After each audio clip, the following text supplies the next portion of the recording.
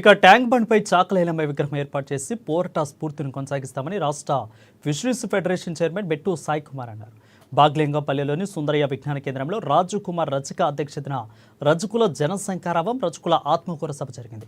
ఇక కులం పేరు చెప్పుకోవడానికి సిగ్గుపడితే మన కులానికి మనమే ద్రోహం చేసిన వాళ్ళమవుతామని అన్నారు. తమ కులాన్ని సగౌరవంగా చెప్పుకోవాలని అన్నారు. రేవంత్ రెడ్డి ప్రభుత్వం రజకులకు అండగా ఉంటుందని చెప్పారు.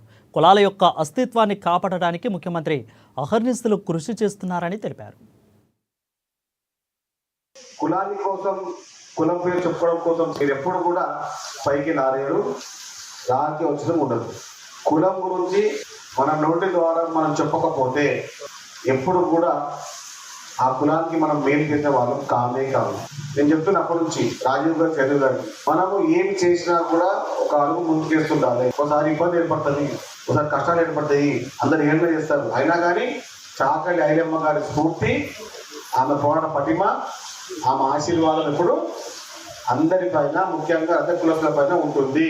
ఇంకేం ముచ్చట లేదు. మీరు చెప్పినట్టుగా నేను చెప్తున్నాను, మీకు తోడుగా నీడగా అండగా ఉంటుంది ముఖ్యమంత్రి రేవంత్ రెడ్డి గారి ప్రభుత్వం.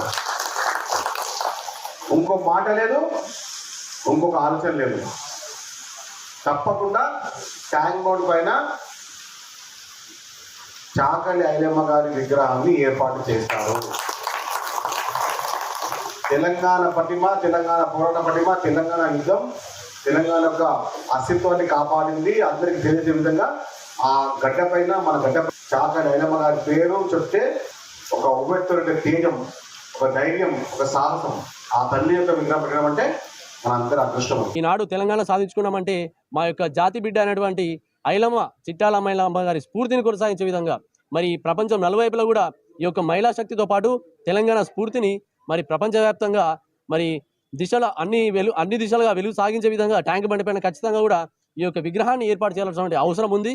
మరి ఈ కోణంలో మహిళా యూనివర్సిటీ కూడా మరి ఐలమ్మ పేరు పెట్టడం కోటి యూనివర్సిటీ కూడా ప్రత్యేకంగా ధన్యవాదాలు తెలియజేస్తున్నాము. జీవనటువంటి 343 జో మొట్టమొదటిగా ప్రత్యేకంగా మా యొక్క ఉద్దేశంతో పాటు ఈ యొక్క సమావేశాన్ని ఏర్పాటు ఉద్దేశమైనటువంటి 343 జీవో మరి గతంలో కూడా మా చరిత్ర చూస్తే కనుక చెరువులలో బట్టలు ఉతుకుతూ ఆ చెరువులనే పొద్దు నుంచి సాయంత్రం వరకు మా యొక్క జీవోపన దిశగా మరి అక్కడ ఉన్నటువంటి బట్టలు ఉతుకుతూ